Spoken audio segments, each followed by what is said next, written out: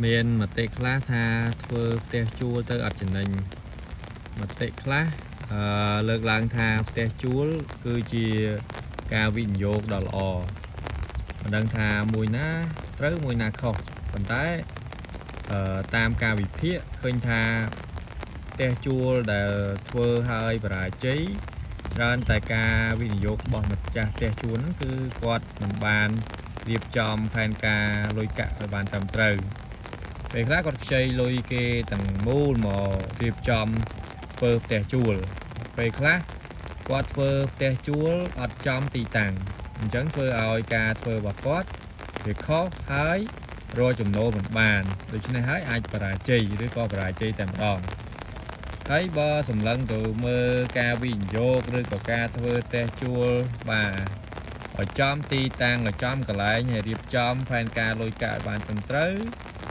dương mơ khơi tha tè chúa cứ chia bọc hộp chùm nổ muối đào miền thể hiệp mua hạt thể hiệp nó tròn tha np để dân phơ hái miền này mà chúa hai np để miền này mà chúa nút cứ chua chọp mình chua đạch rồi xa tè ti tang nơi còn lại tè chúa nút cứ xóm bọc cọp oiពួកគាត់អាចរស់នៅបានយូរបាទសមប្រកបរស់នៅបានយូរបងប្អូនអាចសម្លឹងមើលទៅកាន់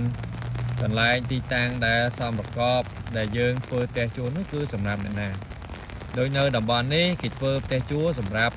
បាទបុគ្គលិករោងចក្រដូច្នេះពួកគាត់មកធ្វើគឺពួកគាត់ធ្វើការនៅកន្លែងរោងចក្រនឹងផ្ទាល់ផងហើយនឹងគាត់ស្នាក់នៅនឹងចិត្តដីនៅចិត្តរោងចក្រនឹងតែម្ដងទីនេះបើគាត់ជួលគឺមិនងាយនឹងមានការប្រែប្រួលទេបងប្អូនគឺគាត់នឹងនៅទីជួលនឹងនៅជាប់ជាមិនខានទីនេះមតិដែលលើកឡើងពីខាងលើហ្នឹងគឺមានចំណុចដែលយើងគួរគិតពិចារណាអញ្ចឹងបងប្អូនដែលមានបំណងបាទចង់ធ្វើផ្ទះជួលបងប្អូនគិតពិចារណាអំពីលក្ខខណ្ឌរបស់ខ្លួនឯងជាមុនសិនទី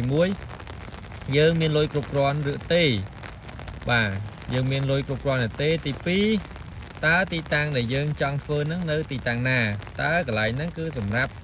បាទបុគ្គលិកការងារក្រុមហ៊ុនធំបាទកន្លែងហ្នឹងគឺសម្រាប់បុគ្គលិករោងចក្រឬក៏កន្លែងហ្នឹងសម្រាប់សិស្សសាលានេះគឺជា